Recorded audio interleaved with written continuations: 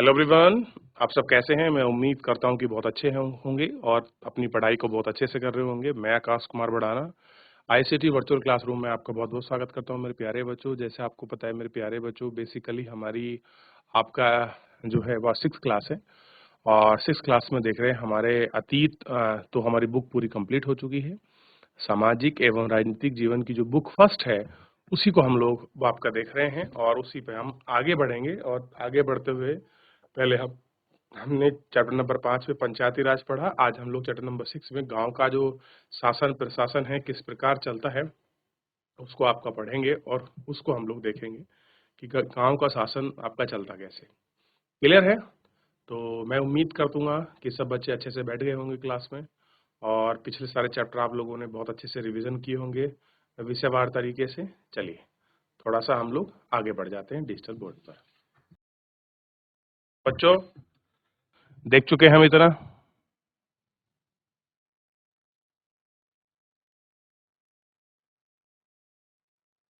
याद रहेगा? चलिए देख लिया आप लोगों ने। अब हम टॉपिक पर जब आगे बढ़ते हैं तो आप सबसे पहले मुझे बताइए, आप लोग सब गांव में रहते हैं तो गांव में किस प्रकार का शासन चलता है या प्रशासन है? अच्छा, गांव का मुखिया कौन है? क्या हम लोगों ने पिछले चैप्टर में पढ़ा था कि जो गांव के मुखिया का चुनाव होता है या सीधे तो आपका सरकार द्वारा नियुक्त किया जाता है? कौन बच्चा बताएगा? देखिए मैं आगे पढ़ाने से पहले कुछ बेसिक आपको चीजों को पूछूंगा। तो मेरे कुछ क्वेश्चन हैं। सबसे पहले बताइए, ग्राम सभा जो होती है वो न- आपका निर्वाचित की जाती है या फिर गांव के द्वारा आपके लोगों से आपके निर्वाचित, यानी कि वो आपके चुने हुए लोगों से और गांव के लोगों से मिलकर बनती है? और 5 जो पंच है और उसके अलावा जो गांव का प्रमुख है जिसे हम आपको मुखिया कहते हैं, उसके विषय में भी हमने पिछले चैप्टर में पढ़ा है। अगर आपने पिछले में पढ़ा होगा तो आपको रिवीजन किया होगा, रिवीजन है तो आपको चीजें याद रहेंगी। भारत में 6 लाख से अधिक गांव हैं। कोई आपसे पूछ ले गांव की संख्या कितनी है? 6 लाख से अधिक गांव है भारत में। याद रहेगा? उनमें पानी, बिजली, सड़क आदि की जरूरतों को पूरा करने के लिए कोई काम नहीं है। जमीन के अलावा दस्तावेजों का रखरखाव करना पड़ता है। इन सब की व्यवस्था के लिए प्रशासन गांव का ढांचा होता है। इसमें 2 ग्रामीण प्रशासक अधिकारियों काम के थोड़े से विस्तार करेंगे। कैसे हैं विस्तार करेंगे? क्या चीजें हैं, किस प्रकार से है, ये सब हम लोग इसमें देख लें।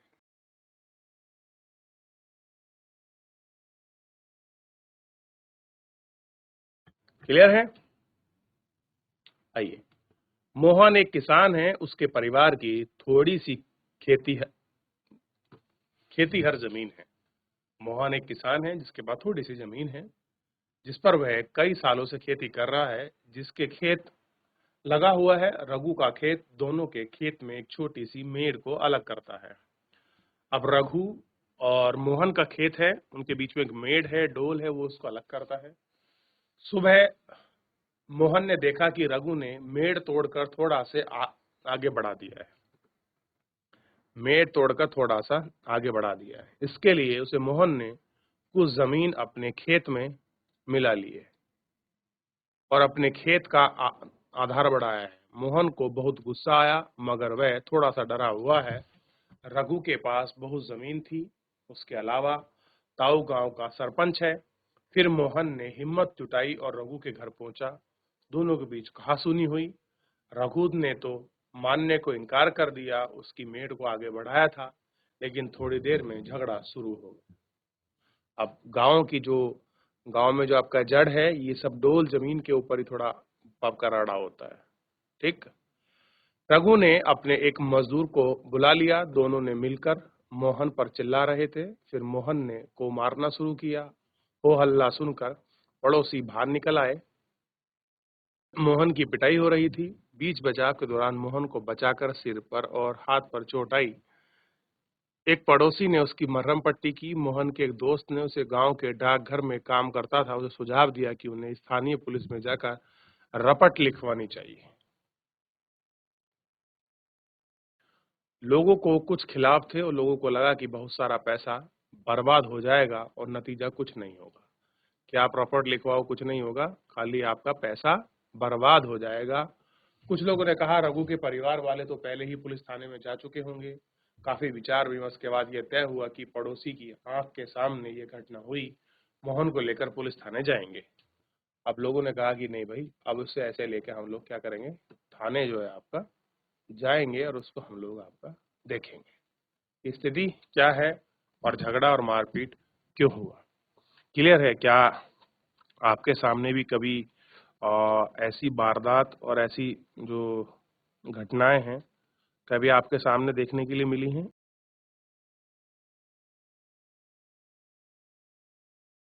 देख लिया? आगे बढ़े।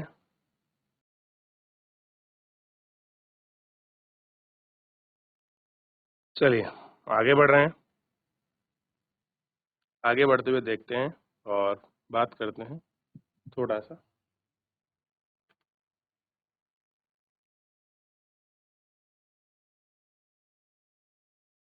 पुलिस थाने का क्षेत्र।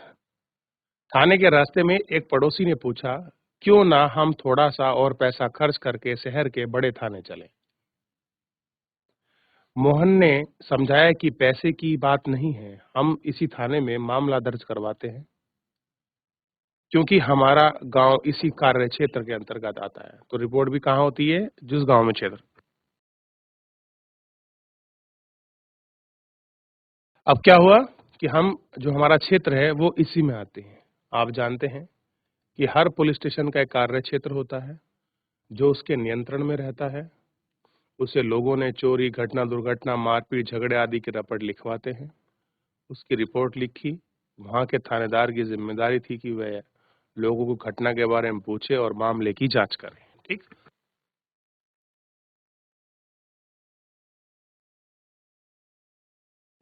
क्लियर है? देख लिया? बताइए क्या ऐसे मसले कभी आपके सामने भी पड़े हैं आपके कार्य क्षेत्र में? क्या कभी आपने चीज को फेस किया है? बताइए बच्चों।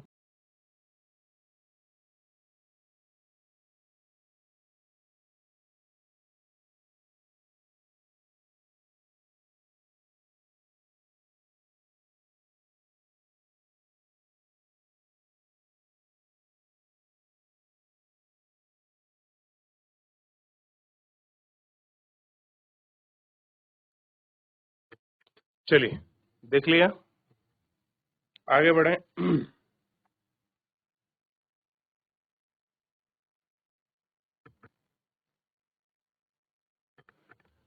क्लियर है? अब चलिए।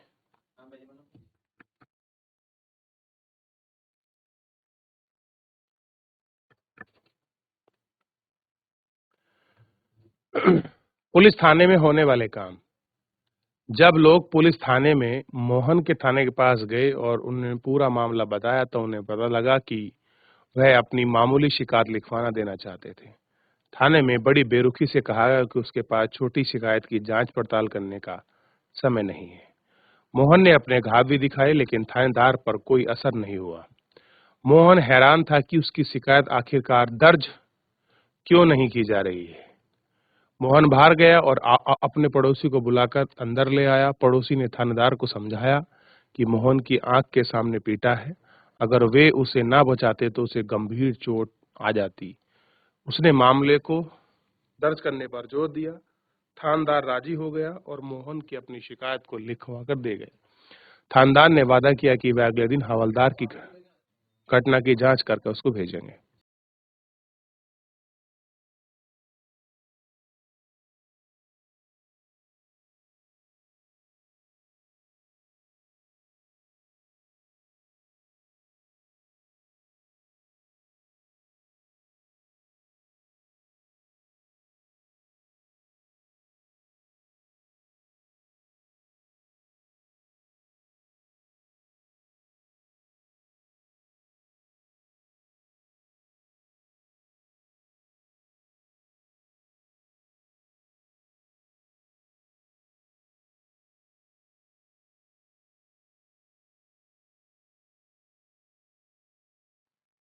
चलिए देख लिया।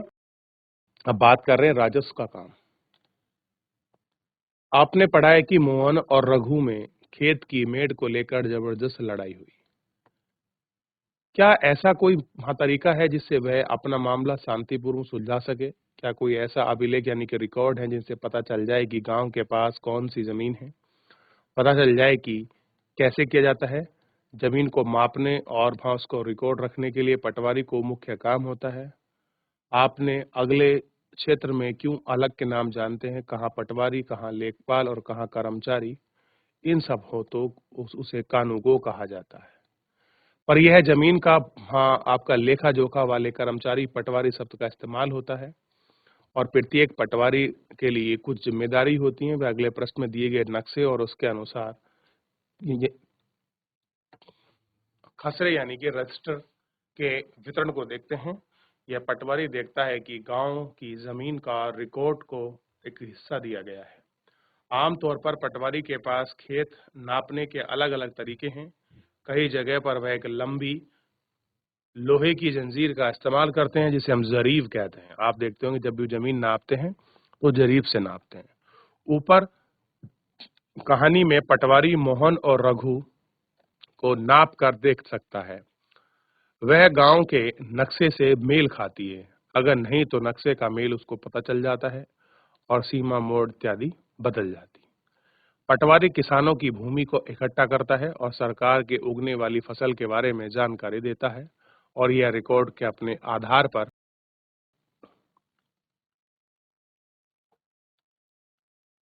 खसरा कहने वाले रिकॉर्ड के आधार पर करता है।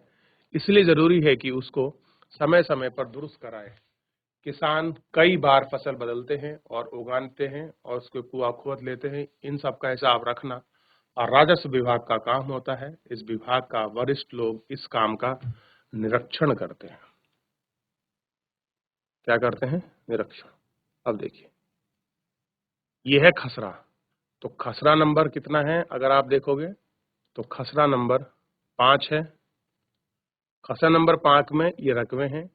जमीन के मालिक और पिता का नाम, बंटवाई समय पूरी। अब देखिए, इसमें लिखा गया है कि खसरा नंबर 1 का पहला जो है वो 0.5 हेक्टर यानी कि मोहन वल्द, वल्द का मतलब होता है पिता का नाम, वल्जियत है, राजा राम अमरपुरा जमीन के मालिक हैं। अच्छा, यह जमीन कटाई दूसरे किसान को बटाई का हिस्सा नहीं है। इसमें सोयाबीन की फसल है, इतना क्षेत्र है और ये लिखा गया है। ऐसे ही और उसमें जानकारी दी है, गेहूं है, इतने हेक्टर की जमीन है, इसमें एक चालू कुआं है। तो पूरा विवरण जो है इसमें इस तरीके से दिया जाता है। ये राजस्व का होता है। जब लोग आप बड़े हो जाओगे अपने घर में आप पूछना, वो और भी अच्छी तरीके से आपको समझाएंगे और दिखाएंगे कि राजस्व का मसला क्या है, क्या होती हैं चीजें और वहाँ किस प्रकार से ये बात कर रहे हैं कि राजस्व जो है वो क्या है और कैसे उनको समझा जाता है।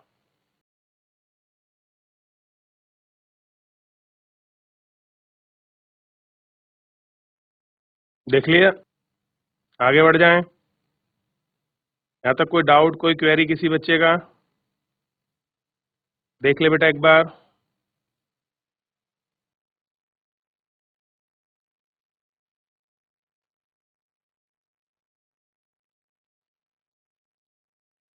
चलिए आगे बढ़े।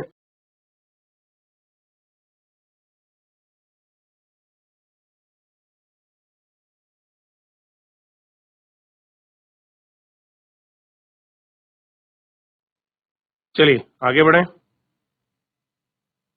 इतना देख लिया।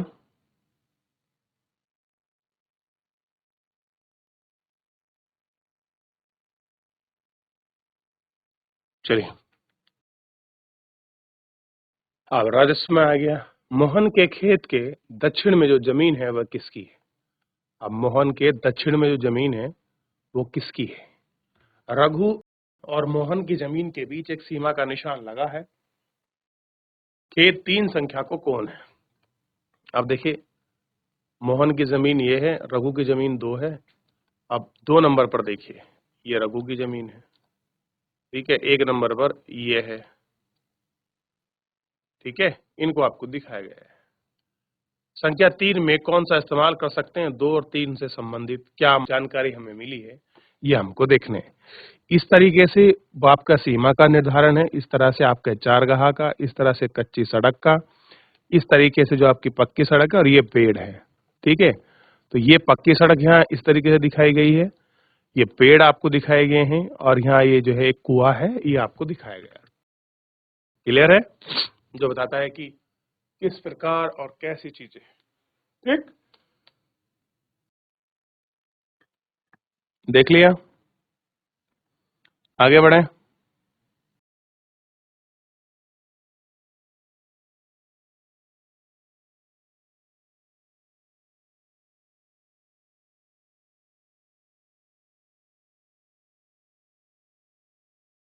जमीन में भारत में सभी राज्यों में बटा हुआ है और जमीन जोड़े व्यवस्था करने में इन्हीं जिलों में छोटे-छोटे जो आपके खंड हैं उनमें बटा हुआ है। अगर आप जमीन संबंधी चीजों को देखेंगे तो भारत के जो भी सभी राज्य हैं वो सभी क्या है आपका जिलों में बटे हुए हैं। ये बात आप अच्छे से जानते हैं कि सभी क्या है जिलों में बटे हैं, ठीक? और जिलों को कहाँ बांटा गया है? जो आपके खंड हैं यानी कि जो ब्लॉक हैं ब्लॉक में बांटा गया है और जिलों को उपजिलों में जाना जाता है। अब जैसे आपकी तहसील होगी, तालुका हो गया और सबसे ऊपर होता है जिलाधिकारी और उसके नीचे होता है वो आपका तहसीलदार और तहसीलदार और विभिन्न मसलों को निपटाने के तहत होता है। पटवारी के काम का निरीक्षण करता है कि जो पटवारी ने काम किया है उसका निरीक्षण करता है और ये सुनिश्चित करते हैं कि रिकॉर्ड सही है या रखते हैं। राजस्व विभाग इकट्ठा होता है तो ये देखते हैं कि किसानों को अपने रिकॉर्ड की नकल आसानी से मिल जाए। क्या हो जाए कि जो किसान हैं उनको जो उनके रिकॉर्ड हैं उनकी नकल क्या है उनको आसानी से प्रोवाइड हो जाए। ये कोशिश रहती है। क्लियर है? वे विद्यार्थियों को जरूरत पड़ने पर जाति प्रमाण पत्र भी जारी करते हैं और तहसीलदार के दफ्तर में जमीन से जुड़े विवाद के मामले की सुनते हैं। एक हिंदू कानून अधिनियम 2005 जब हम किसी महिला के बारे में सोचते हैं कि उसके पास जमीन है तो ये आम तौर पर हमें ध्यान है कि पुरुष ही होते हैं। महिलाओं की हैसियत खेतों में काम करने की एक भागीदार भर मानी जाती है। हैसियत क्या मानते हैं कि जो महिलाएं बस खेतों में काम करने के लिए भागीदार है और कुछ नहीं। उसके बारे में जमीन के मालिक के रूप में कभी नहीं सोचा गया जाता है। अब तक भी राज्यों में हिंदू औरतों को परिवार के जमीन का हिस्सा नहीं मिलता। पिता की मृत्यु के बाद जमीन बेटे में बांट दी जाती है और हाल ही के कानून में बदलाव किया गया है कि नई कानून के मुताबिक हिंदू परिवार में बेटे और बेटियां और उसके मां को जमीन में बराबर का हिस्सा मिल जाएगा। सभी राज्य में और केंद्र शासित प्रदेश में इस कानून को लागू किया गया है। ये बिल्कुल अच्छी बात है। कैसा है? आपका लागू किया गया है। चलिए, देख लिया? एक बार देख लीजिए फिर आगे बढ़ेंगे।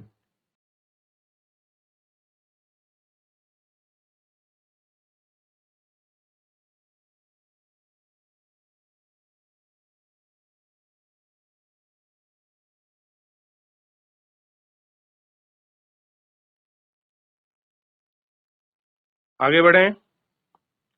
देख चुके हैं आप लोग?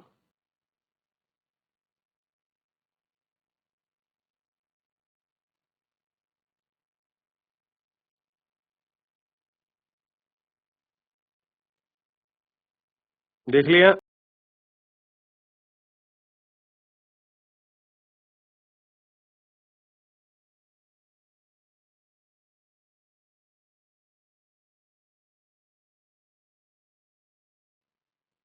चलिए आगे बढ़ें। यहाँ तक कोई डाउट, कोई क्वेरी, किसी बच्चे का कुछ पूछना है पीछे आपका? देख ले एक बार नक्शे संबंधित कोई चीजें देख लीजिए बेटा। कोई चीज आपको समझ ना आई हो?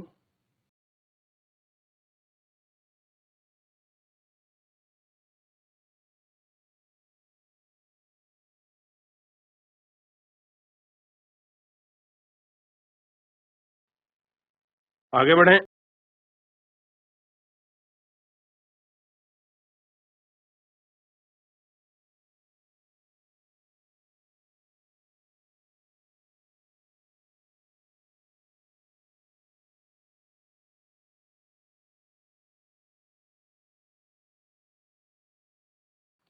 देख लिया, आगे बढ़ रहे हैं। इतना हम लोग इसमें देख चुके हैं, बात कर चुके हैं, आगे बढ़ते हैं। अब ये हमें क्लियर हो गया कि भैया हिंदू कानूनों में भी ये नियम बनाया गया है कि गांव में जो महिला है और जो बच्चे हैं, मतलब जो है, उनको क्या मिलेगा, जमीन में हिस्सा दिया जाएगा, यानी कानूनी बात की गई है। एक बिटिया की चाह विरासत में मिला यह घर पापा को अपने पिता से मिला था और मेरे भैया को मेरे पिता से। मैं और मेरी माँ, हमारा क्या है, यह बता दिया गया है कि मुझे घर के पिता के घर में हिस्से की बात औरतें नहीं किया करती, लेकिन मुझे चाहिए कि एक घर अपना, बिल्कुल मेरा अपना। अपना नहीं चाहिए, दहेज में रेशा रेशम और सोना। ठीक। अब कह रहे हैं कि शादीशुदा और उसके पास गांव में रहता है और पति की मृत्यु के बाद सुधा अक्सर देखती है खेत में काम करने के लिए माँ का हाथ बताती है। अब आप देखते हैं, पहले जब घर में पिता की या जो जिसके नाम जमीन होती थी उसकी मृत्यु हो जाती थी, तो जमीन उसके लड़कों के नाम आती थी। लेकिन अब क्या आता है, जितने भी परिवार में मेंबर हैं उन सबके नाम आती है। चाहे कोई 2 लड़कियां हो, एक लड़की हो, लड़की नहीं है तो माँ हो, या माँ और लड़की लड़के सब हो, तो सबके नाम इक्वली डिवाइड करके आती है। और माँ ने बेटी पटवारी से कहा कि जमीन पर वे अपने बेटे के साथ साथ दोनों बेटियों का नाम भी रिकॉर्ड में आ जाए। क्या कोशिश करी कि जिस तरह से मेरे बेटों का नाम है उसी तरीके से मेरे बेटियों का नाम भी क्या है आपका, और रिकॉर्ड में जो है आ जाए। उन्होंने ऐसा प्रयास किया। ठीक, ठीक है कि नहीं?